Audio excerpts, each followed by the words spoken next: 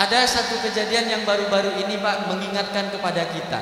Satu kejadian yang kemudian menjadi pelajaran buat kita, yang ketika kita belajar, kita ngaji, kita mendengarkan dari orang-orang bahwa iman kepada Allah Subhanahu wa taala merupakan suatu hal yang penting. Para khatib ketika berkhutbah senantiasa mengingatkan kita untuk bertakwa, meningkatkan keimanan dan takwanya kepada Allah Subhanahu wa taala. Baru-baru ini kita dilihatkan dengan bukti keimanan yang kuat yang dicontohkan, yang ditampilkan, yang ditampakkan oleh Allah Subhanahu wa taala kepada hamba-hambanya yang berada di pesantren yang baru-baru ini tertimpa musibah.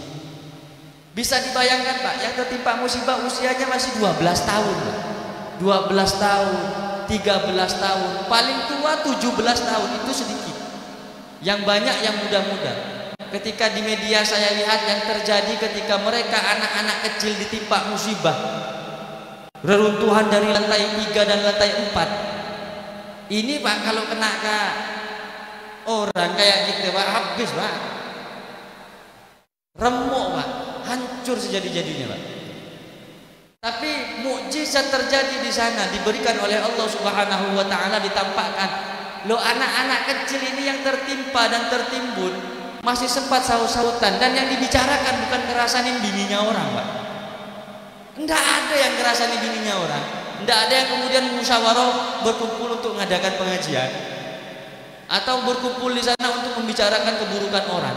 Yang dipanggil, "Oi, Dek, di mana kau?" "Iya Bang, ada saya di sini Bang." "Gimana kondisinya Dek? Udah sholat belum?" Yang terlintas Pak pertama kali apa Pak? Sholat.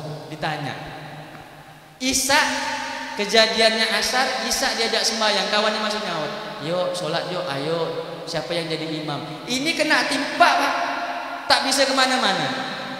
Kita yang sehat tak ada yang nimpa sama sekali nih Pak. Hanya gara-gara nonton bola tadi malam Pak, subuhnya nanti jam 10 Pak, itu kalau sholat. Tak ada timpa tuh Pak. Ngakunya orang paling beriman. Malu rasanya saya Pak datang ke masjid nih Pak, lambat tadi Pak. Gara-gara nonton bola. Ya Allah, malu rasanya Pak. Tapi ya sudahlah, gitu kan, kita jalani aja semuanya. Itu ketika ditampakkan oleh Allah Subhanahu wa taala, luar biasa Pak. Keimanannya santri-santri ini kokoh sekali, tak tergoyahkan sekali. Nah, ini ada orangnya Pak. Orangnya ada, dan ini yang disebut oleh para ulama, falladzi mata 'alal iman la yakunu hadzal miqdar fi haqqihi illa miqdar sa'atin wahidatin. Dia akan dibangkitkan jika orang semuanya menunggu selama 1000 tahun, maka dia tidak akan pernah merasakan menunggu menanti selama 1000 tahun kecuali dalam kondisi yang sebentar. Ini sangat luar biasa. Dan ada ketika mereka ketika dievakuasi, kemudian dimutilasi Pak ya, dipotong, diamputasi, dimutilasi kan potong sedikit. Diamputasi Pak, dibawa ke dokter. Yang teringat nih Pak, di sana Pak, sembahyang tuh Pak, dia ngambil tayamum Pak. Oh, saya tengok tuh Pak, itu nangis saya Pak. Begini, dia sembahyang Pak. Allah, sementara orang di media sibuk nyaci-nyaci kiainya Pak. Kiainya tidak ada disebut Ibu, tapi yang disebut Bu, labelnya di media itu.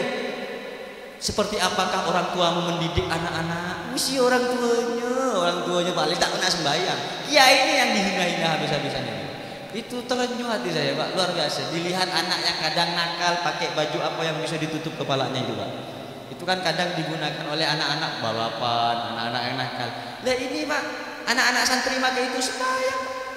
Allahu Akbar. Ini kena musibah. Sementara kita yang tenang-tenang saja, hidupnya nikmat yang diberikan oleh Allah Subhanahu wa taala tak ada. Keimanannya tak muncul. Yang dirasani imannya orang lain. La haula wala quwata illa billah. Ini luar biasa. Apalagi ada yang kemudian di rumah sakit bilang sama ibunya, ini anak kecil, ini saya heran Pak, ini santri Jawa ini luar biasa. Beda dengan santri-santri Pontianak. Ngaku saja saya Pak, benar Pak. Ngaku saya Pak, karena saya ini pimpinan pesantren pengasuh di Pontianak ini Pak. Jadi saya lihat ada santri yang kemudian balik ini kan dari ke rumahnya, ke rumah sakit. Ketika sadar, dia bilang sama emaknya, "Mak," tapi bahasa Madura, "Mak, deki mun kok leberes Ini nanti saya terjemahkan Pak ya. Ini pakai bahasa Inggris dulu Pak ya. Pakai bahasa Inggris. Tawa-tawa sana. Engko bahasa Jawa ini Pak. Engko mak, engko lek aku waras. Apa lanjutannya Pak ya? Bingung. Deki mon kok beres, tolong pebeliaki kok ke pesantren. Karena engkau kita apang kiben kiai, engkau kita acabis.